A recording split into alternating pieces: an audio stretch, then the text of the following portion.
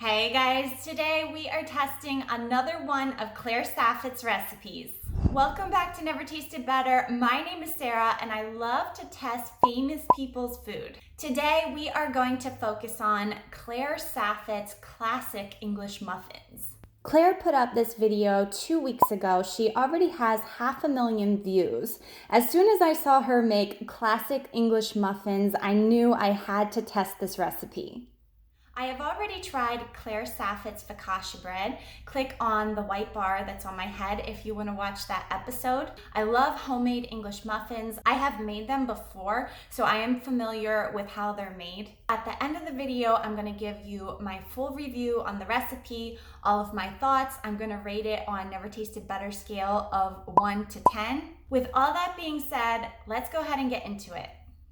Claire's ingredients include 2 3/4 cup bread flour, a 1/4 cup whole wheat flour, 2 teaspoons of salt, 2 tablespoons honey, 2 tablespoons unsalted butter at room temperature, 1 teaspoon active dry yeast, 1.5 cups whole milk, and some cornmeal. This is a simple ingredient list. I love it. Let's get started. Claire started off with scalding her milk, so that's what we're gonna do.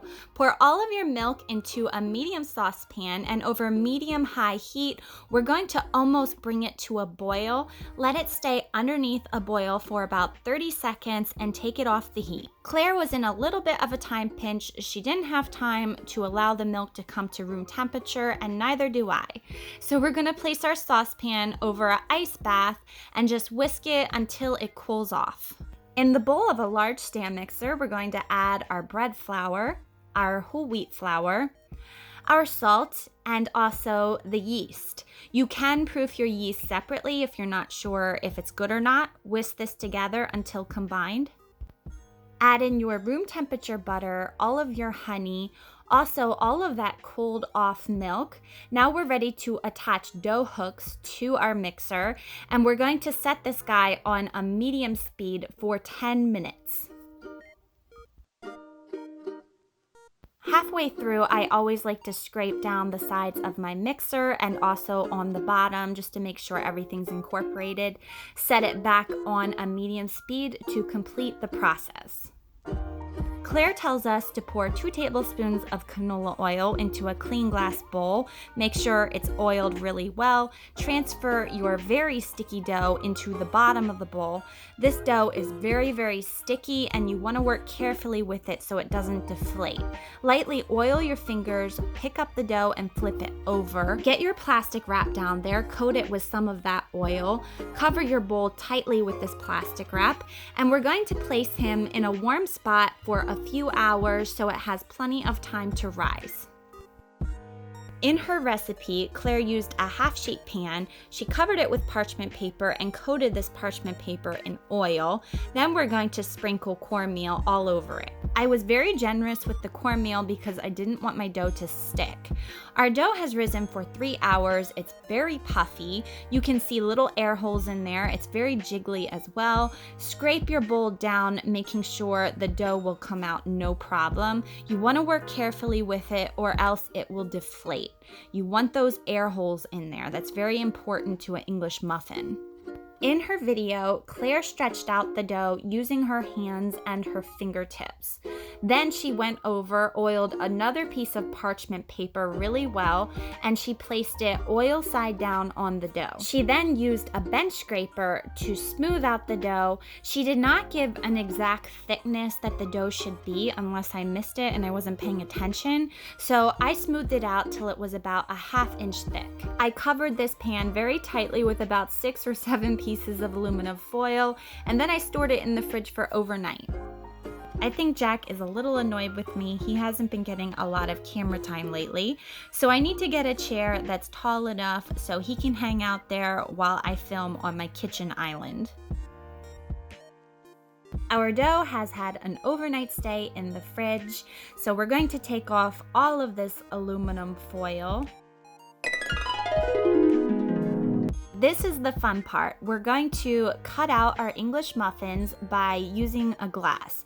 Claire used a cutter for this part. I did not have one, so I used a glass. It cut out about a 3-inch round, place it in a cold cast iron skillet, and just repeat this process. I dipped my glass in cornmeal. This seemed to help it not stick. Just like Claire, I don't want to waste my scraps, so we're going to pick them up, reshape them into English muffin shapes. Once they are all shaped, we can focus on the cooking part. We are supposed to cook them on the first side for 7 minutes. There's no oil in our skillets, nothing like that. Once they have reached a matte looking color and they're bubbly, we can flip them over. And just like Claire, I always get nervous with flipping stuff. It's just not my thing, but I seem to manage fine. I rotated my skillet, cooked them on the second side for about 3 minutes. Once they reached a golden brown color, I took them off the heat. I have 2 plates of English muffins here. The golden brown looking ones are the ones that I cut out first. The second plate are the ones that got a little well done, but they were the scraps, and I think I rolled them out thicker. I kind of like that rise.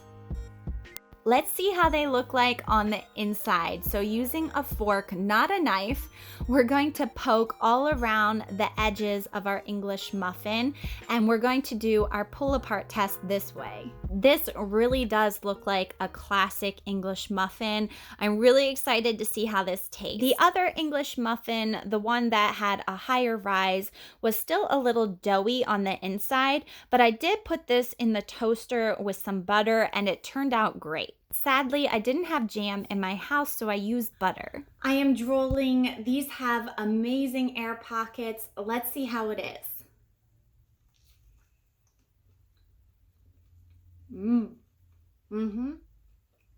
Definitely so much better than a store-bought English muffin. I am going to rate this a 9. It is absolutely delicious. Good job, Claire Saffitz.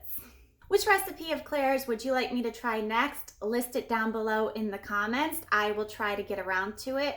I hope you guys have a fantastic day. Don't forget to like and subscribe, and I will see you in my next video.